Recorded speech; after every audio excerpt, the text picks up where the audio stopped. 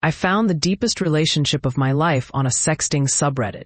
About a year ago, I couldn't sleep and ended up on a sexting subreddit. I was in my dead-end town feeling completely alone. I hadn't even been hugged in months and felt invisible for weeks. I was both lonely and restless. All it took was posting my gender and age, hoping for a brief distraction. Then he DM'd me. I filtered through the flood of unwanted messages and found him, male, age, and all the basics. I told him I hadn't sexted someone I didn't know before, and he understood. He let me ask questions, and soon he became the one I connected with. He was from the other side of the country, familiar, yet far enough to feel safe. He was nerdy, a bit sporty, and actually enjoyed my silly jokes. I can't even remember if we sexted that first night, but we talked for hours. We moved to Telegram and stayed up all night. This continued every day for 3 months, talking all day and night, calling each other, and planning little online dates where we'd sit down with a drink at the same time, just like it was real. We shared songs that reminded us of each other and opened up about our insecurities and dreams, all while keeping our real names and faces hidden. That anonymity allowed me to be the most honest and vulnerable I've ever been with someone. He sent me a necklace for Christmas, which I wore every day until I was too afraid of tarnishing it. I wanted it to stay perfect forever, a reminder that someone could know my worst parts and still want to talk to me every day. He even left his phone ringer on, so I could wake him up at 3 a.m. just to chat. I never told anyone about him. He was my best-kept secret. Life was hitting me hard, and I thought if I kept this hidden, it couldn't be ruined. It was the one soft, safe thing I had because my real life was falling apart. I was already struggling with my mental health, working humiliating shifts as a Christmas elf in a grimy hotel for less than minimum wage. I faced harassment from drunk men, was broke and living with my parents, and had just one friend in town. I worked late-night parties and breakfast shifts, sleeping through sunlight for months. Then my dog died.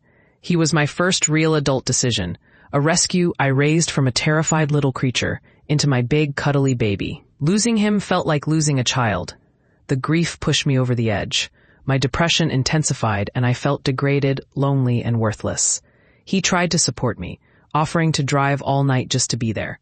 Part of me wanted him to come, but I was terrified he would see the real me. The one vacuuming cold scrambled eggs off stained carpets. The one hiding in a dark room with piles of laundry everywhere.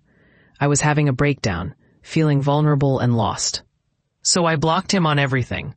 Telegram, Duolingo, Reddit. I even deleted my Reddit account and vanished. The loneliness that had driven me to that subreddit ended up consuming me.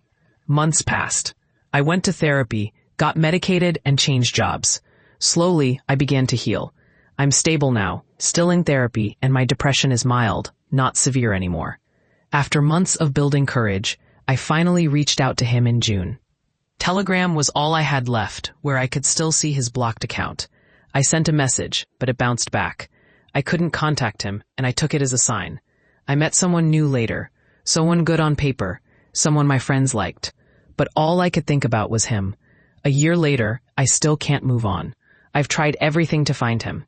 His usernames were always random words and numbers. I spent hours scrolling through Reddit and Duolingo, searching for accounts with the one word I remember from his usernames. I appealed the limitations on my Telegram and even searched LinkedIn for anyone from his area with a similar job. But I couldn't find him. Now I finally have a good job, a real one, somewhere people greet me in the morning, and I feel like a person again. I wish he could know that I'm okay now, that his support mattered, and that he helped keep me alive during my darkest times. I didn't disappear because I stopped caring.